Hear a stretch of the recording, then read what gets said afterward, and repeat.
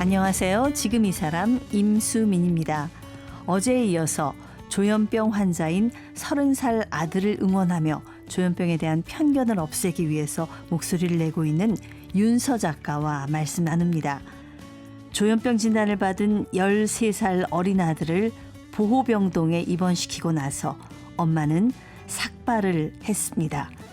하지만 여기서 무너지지 않고 조현병을 공부하면서 돌파구를 찾았는데요. 완치가 어려운 질환이지만 어떻게든 사회 일원으로 자립할 수 있도록 아들에게 길을 만들어주고 있습니다. 하지만 이런 노력들이 효과를 보기 위해서는 우리 사회가 정신장애인들을 품어줄 수 있어야 하는데요. 정신장애인들이 행복하게 살 수 있는 나라를 꿈꾸는 윤서 작가 지금 만나봅니다. 윤서 작가님 함께 하셨습니다. 안녕하세요. 네, 안녕하세요. 네. 지난 시간에 이제 조현병 진단, 제대로 된 진단을 받기 위해서 아이를 보호병동에 입원시키고 그 얘기를 해주셨어요. 정말 쉽지 않은 아드님이나 엄마나 쉽지 않은 결정이었을 것 같은데 입원하고 나서도 참 고비가 많았다고 들었습니다. 엄마를 못 알아본 적도 있다고요. 네. 까그라스 증후군이라고 하는 건데요. 네네. 이제 조현병 환자에게 많이 나타나는 증상입니다. 네. 눈으로 보이는 시각 정보하고 감정 정보가 일치하지 않는 것이죠. 예, 그래서 눈에 보이는 사람은 내가 아는 그 존재인데 그 사람한테서 느꼈던 감정이 느껴지지 않는 것. 이라서 까그라스 증후군은 조현병 환자 또 뭐 치매 환자 등에게 보여지는 증상인데요. 그래서 아이가 어느 날부터 가짜 엄마, 가짜 아빠라고 했죠. 너무 충격적이었겠어요. 네, 너무 충격이었습니다. 예. 사실 까그라스 증후군은 의사 선생님께서 알려주신 게 아니라 제가 공부해서 알았어요. 그러니까 아이가 그런 증상을 망상으로 가지고 있기 때문에 네. 제가 너무 답답해서 다 찾아봤거든요. 그랬더니 이제 프랑스의 의사 이름을 따서 까그라스 증후군이라는 게 있다는 걸 알게 돼서 그게 제가 나쁜 엄마여서 만들어진 망상이 아니고 뇌 신경세포의 문제로 감정 정보와 시각 정보가 일치하지 않아서 생기는 것이다라는 것을 알게 되고 나니까 네. 제가 좀 마음이 편해졌습니다. 죄책감이 조금 덜었죠. 예, 맞아요. 내 자식이 나를 못 알아본다 그러면 그 마음은 참 힘드셨을 것 같아요. 그래도 냉정하게 이게 뇌에 병이 생긴 거구나라고 받아들이신 거죠. 그 3년 반 동안을 입퇴원을 반복을 하시면서 그 학교를 다녔다고 네. 그게 정말 대단한 것 같아요. 어떻게 그게 가능했습니까? 우선 나무 씨가 굉장히 소위 말해서 고지식한 모범생 스타일이에요. 예. 그래서 그 나무 씨의 원래 기질이 사라지지 않았기 때문에 가능한 일이었습니다. 그래서 병원에서 학교까지 편도로 차로 한 1시간 10분 정도 걸리거든요. 그 멀리까지 다니셨어요? 네. 그래서 아침에 제가 병원에 가서 이제 교복을 갈아입히고 예. 학교에 가서 1시간 정도 수업을 하고 출석을 체크한 다음에 다시 맛있는 간식을 사주고 다시 병원에 가서 그날 하루를 마감하는 식으로 해서 출석 일수를 맞춰가지고 중학교를 졸업을 했습니다. 그 병원에서도 이게 공부하는 그런 그 시스템이 있지 않나요? 병원 학교라는 게 있는데요. 그게 이제 소아정신과 병동에는 적용하기가 좀 어려운 상황이었던 것 같아요. 그래서 병원에서도 이 조현병이 오래가는 질병인 걸 알고 있고 또 소아 청소년 단계에서 발병을 하면 이게 이제 교육이나 이런 문제가 굉장히 중요하다라는 걸 알고 있기 때문에 병원에서는 많이 도와주셔가지고 학교를 등하교를 했죠. 엄마도 같이 똑같이 학교를 다니셨네요. 네, 그래서 복도에서 기다리고 있다가 또 아이 데리고 가고 그렇게 했습니다. 그 아이를 입원시키고 그 어머니가 우리 윤서 작가님이 삭발을 하셨다는 얘기를 제가 들었습니다. 네. 어떤 마음으로 머리를 그게 이제 아이 입원 한 게 2008년 4월이니까요. 예. 2009년 4월 정도에 삭발을 했는데요. 사실은 1년 동안은 24시간 내내 아이한테 붙들려 있었어요. 계속 예. 매달려 있었죠. 제가 최선을 다하면 아이가 좋아질 거라고 생각했고, 그리고 조현병이라고 인정하지 못했어요. 아닐 거라고 계속 부정했습니다. 네. 의사들도 아이들은 성장기에 잠깐 일시적으로 이런 증상이 나타날 수도 있다고 하더라고요. 예. 일종의 뭐 성장통 같은 거죠. 네. 그래서 사실 사람이 듣고 싶은 말만 듣게 되잖아요. 그렇죠. 제가 그 말만 들었나 봐요. 그래서 조현병이라는 진단을 우리는 받지 않을 거야.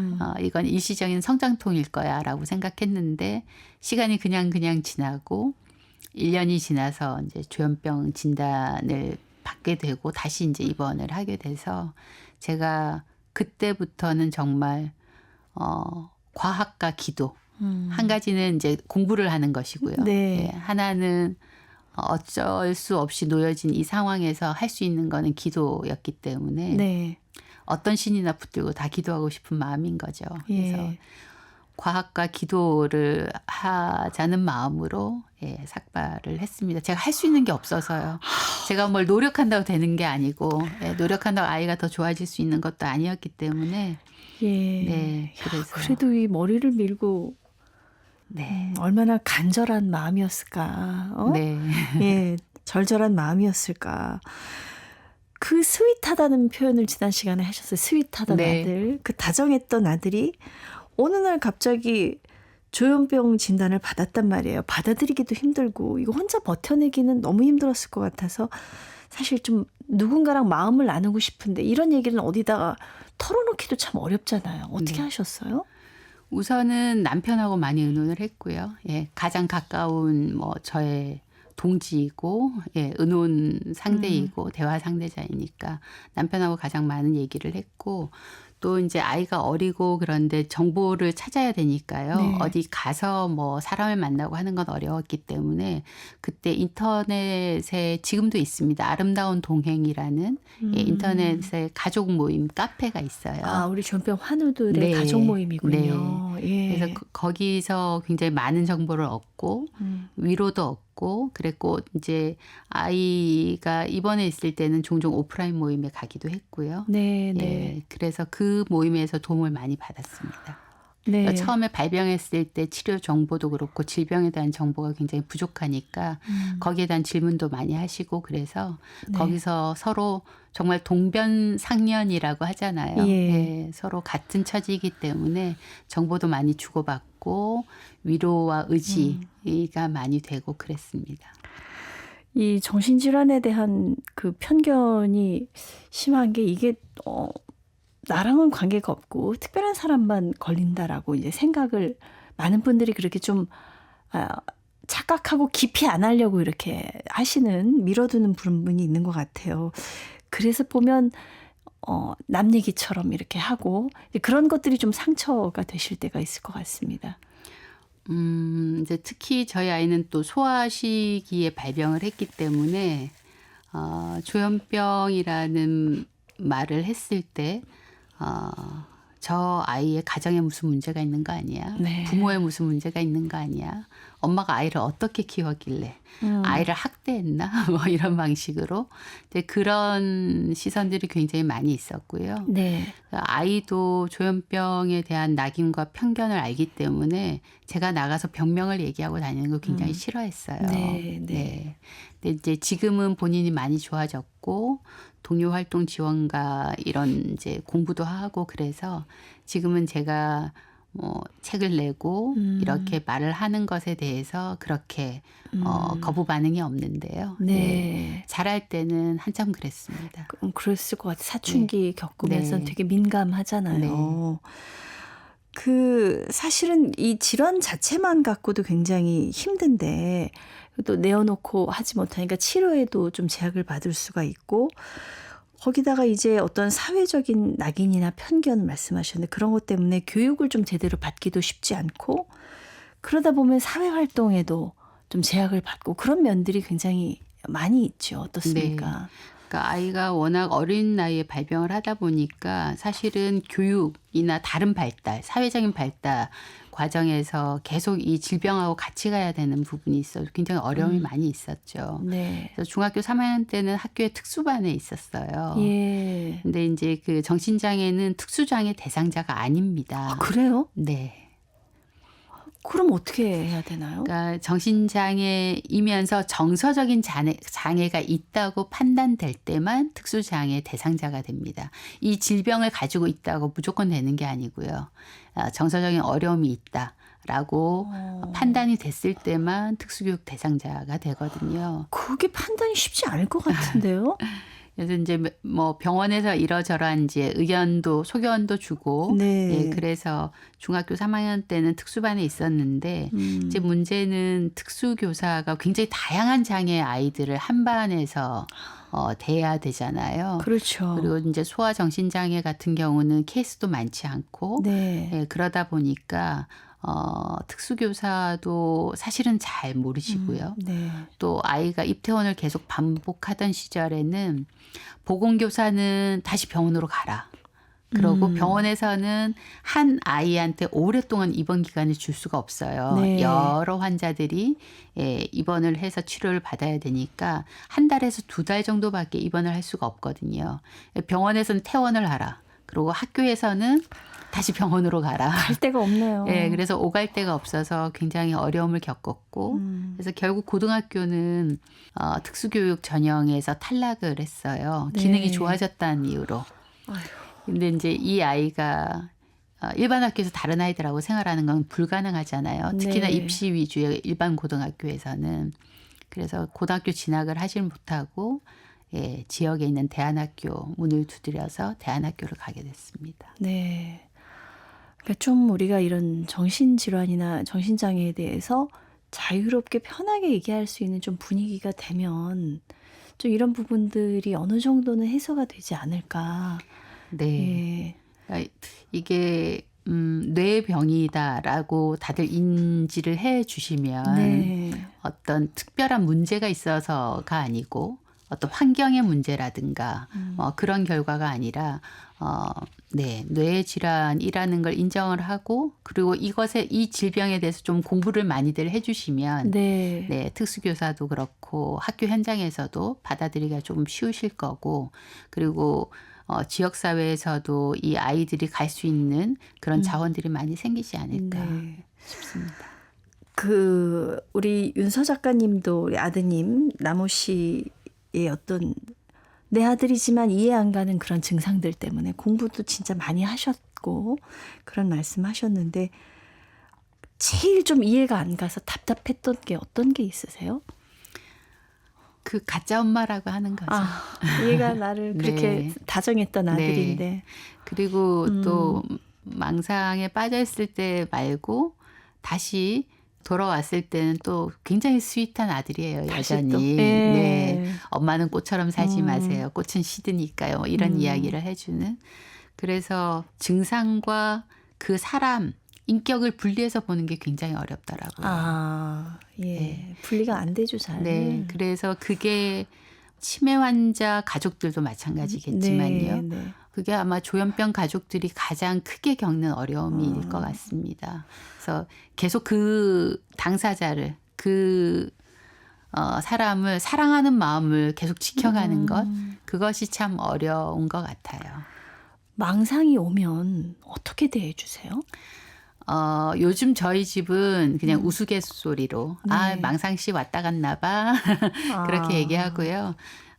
저도 잘 몰랐을 때는 그건 아니야. 그건 망상이야. 그릇된 생각이지라고 하면서 막 앉아서 토론을 하고 그랬는데 네. 이제 그렇게 되면 망상이 더 정교해지고 예, 그렇기 때문에 그걸 별일 아닌 것처럼 예. 네. 지금 좀 컨디션이 안 좋구나. 좀 쉴까? 피곤해서 그렇지. 우리 이 시간 지나고 나면 맛있는 걸 먹자. 아니면 어디 산책을 가자. 뭔가 이제 좋아하는 거를 얘기를 해주고 좀 그 상황에서 그 시간이 그냥 좀 조용히 지나가도록 예, 도와주는 편입니다. 그래서 이제 저희 집 같은 경우는 저희는 약이라고 안 하고 비타민이라고 합니다. 네. 그래서 비타민 먹는 시간에 우리 비타민 먹을까? 라고 하면서 저는 비타민 C를 먹고 나무 씨는 본인의 약을 먹고 하면서 그냥 이게 일상에서 너무 진지하지 않게 해야 되는 우리의 일상 중에 하나다 이런 식으로 받아들이고 있고요. 그래서 망상과 환청이라는 것도 알고 있기 때문에 아유 망상 씨 왔다 갔나 봐. 환청 씨 왔다 갔나 봐. 이렇게 하면서 좀 가볍게 넘어가는 네. 편입니다. 그렇게 되기까지 얼마나 오랜 세월이 걸렸겠습니까? 네. 그리고 아들이 약 먹는 거 제가 볼 땐 외롭지 않게 하려고 같이 비타민도 드셔주시고 엄마 마음이 느껴지네요. 근데 사실 그 집에 이렇게 좀 아픈 사람이 있으면 식구들의 삶에도 다 영향을 미치게 되잖아요. 네. 그 아들을 위해서 귀촌을 선택을 하셨다고 들었습니다. 네. 왜 귀촌을 하게 되신 거예요? 그러니까 이 도시의 여러 가지 자극들보다는 이제 농촌의 자연 환경에 있으면 좀 이 질병에 도움이 되지 않을까 하는 생각이 또 있었고요. 네. 그다음에 두 번째로는 조현병을 가지고 평생 이 질병을 가지고 가야 된다면 어떤 입시 위주의 뭐 학교라든가 이후의 진로라든가 그런 것에는 맞지 않을 거라서 네. 좀 스트레스도 덜하고 진로가 농촌에 있지 않을까 생각을 해서 네. 농촌 귀촌을 하게 됐는데요. 아무리 좋은 환경에 있어도 이게 치료가 제대로 되지 않으면 좋은 환경도 소용이 없더라고요. 다시 재발을 하고 입원을 해야 되는 상황이 생겨가지고 그게 저희가 약물을 찾던 3년 반 네. 그 사이에 있었던 일이거든요. 그래서 네. 다시 도시로 돌아오게 됐습니다. 그렇군요. 예, 이렇게도 해보고 저렇게도 해보고. 네, 뭐가 제일 좋을까? 무엇이 최선의 방법일까? 최선의 환경일까? 그 모든 게 다 치료이기 때문에요. 예. 환경, 교육, 관계, 네. 자원, 취미 이 모든 것이 다 치료라고 생각을 해서 모든 것에 할 수 있는 걸 다 했습니다. 네. 그 주변에서 다 말렸다 그러는데 나무 씨가 혼자서 일본에 또 가셨다고 네. 아드님이. 사실은 좀 어디 내놓기 엄마는 조마조마했을 것 같은데 어떻게 멀리 일본까지 보내게 됐어요? 그러게요. 그때가 이제 저희가 그 맞는 치료약을 찾고 대안학교를 다니고 대안학교에서 자전거를 탔어요. 그래서 이제 학교에 등하교할 때 왕복 한 80km 하루에 막 80km씩도 자전거를 타고 그랬어요. 완전히 거기에 이제 빠져들었군요. 네, 예. 뭔가 하나를 좋아하면 굉장히 깊게 좋아하는 편이라서요. 이제 그래서 다른 아이들이 고3 시절에 그 입시 공부를 하기는 어려운 상황이기 때문에 이 아이는 다른 도전을 해보고 싶다고 한 거죠. 네. 그래서 자전거 공부를 하러 일본에 가고 싶다. 예. 네, 일본에 이제 자전거 학교가 있더라고요. 전문 학교가. 디자인도 하고 정비도 하는 전문 학교가 있다고 해서 네. 그거를 이제 어느 잡지 기사에서 봤나 봐요. 그걸 보더니 자기도 일본에 가고 싶다고. 그래서 느닷없이 일본을 가게 됐는데 그때 사실은 많이 말렸죠. 저도 말리고 담당 교수님도 말렸어요. 네. 어머니가 같이 가는 거 아니면 절대로 안 됩니다. 라고 했는데 3개월에 한 번씩 오고 가면서 진료를 받기로 하고 예. 네, 저희한테도 매일매일 연락을 하기로 하고 도전을 해보기로 했습니다. 그때 생각이 아프다고 해서 질병을 가지고 있다고 해서 하고 싶은 걸 못하게 하는 게 맞나? 라는 생각이 들었고 또 만약에 실패하더라도 그 실패를 통해서도 배울 것이다. 평생 가지고 가야 되는 질병인데 네네. 그 질병 때문에 아이가 해보고 싶은 것을 못하게 하는 것은 아니겠다라는 생각이 들어서 그 도전에 지원을 하게 됐습니다. 어땠어요? 일본 생활은 나무 일본 씨? 생활은 네. 굉장히 잘했어요. 예. 뭐 가서도 뭐 파스타도 해 먹고 그리고 여러 국적의 친구들 만나서 그때 어학교를 다니고 네. 주말에만 그 자전거 학교를 가고 그랬었는데요. 다양한 국적의 친구들하고 축구도 하고 그러면서 거기서도 자전거를 가지고 가서 타고 다녔거든요. 자전거도 네. 타고 굉장히 좋은 시간을 보냈죠. 근데 고비를 또 한 번의 고비를 네. 맞게 됐다고요. 네.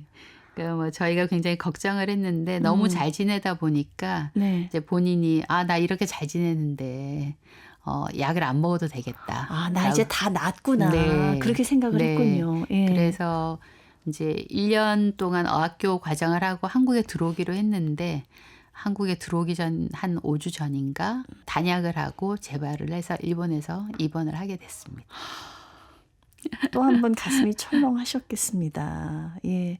그래도 그 일본 생활을 통해서 되게 얻은 게 많았을 것 같아요. 예. 네, 잃은 것도 있고 얻은 것도 있죠. 잃은 거는 이제 그때까지 치료했던 게 공든탑이 다 무너졌으니까요. 아. 예, 그래서 다시 처음부터 치료를 해야 됐기 때문에 네. 이제 잃은 것도 있고 그렇지만 그러니까 인생이라고 하는 것이 계속 좋아지고 나아지기만 할 수 있는 게 아니잖아요. 네. 예, 그래서 그 시간에 일본에서 누렸던 그 시간은 본인한테도 굉장히 귀중한 시간이고 또 네. 귀중한 자원이고 예, 그런 것 같습니다. 잘 될 거라고 저는 생각을 합니다. 예.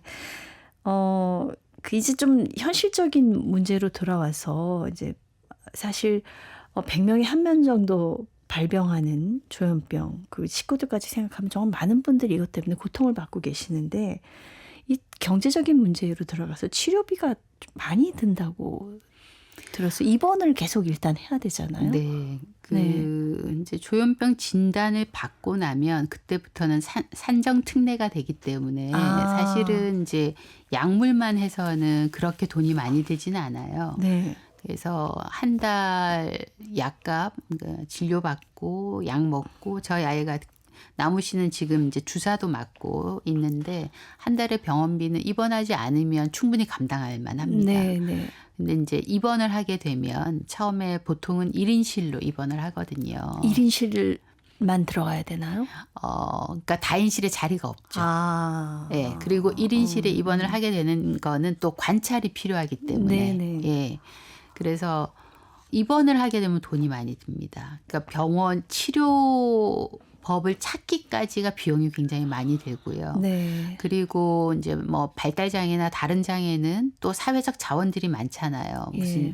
이제 센터나 뭐 바우처나 이런 걸 많이 이용할 수가 있지만 정신장애는 지역에 정신건강복지센터가 있긴 하지만 이런 소아조현병 교육 문제나 발달 문제를 같이 가지고 있는 소아조현병 환자에게 충분하게 지원을 해줄 수 있는 시스템이 되질 못해요. 아. 그러니까 저희는 이제 곤충이든 바리스타든 자전거든 그 모든 것이 치료의 일환이라고 생각을 한 거거든요. 네, 네. 그런 치료 이외의 모든 것들 또 다 부모가 감당해야 되는 것이기 때문에 네. 사실 그렇게 보면 비용이 굉장히 많이 든다고 볼 수 있습니다.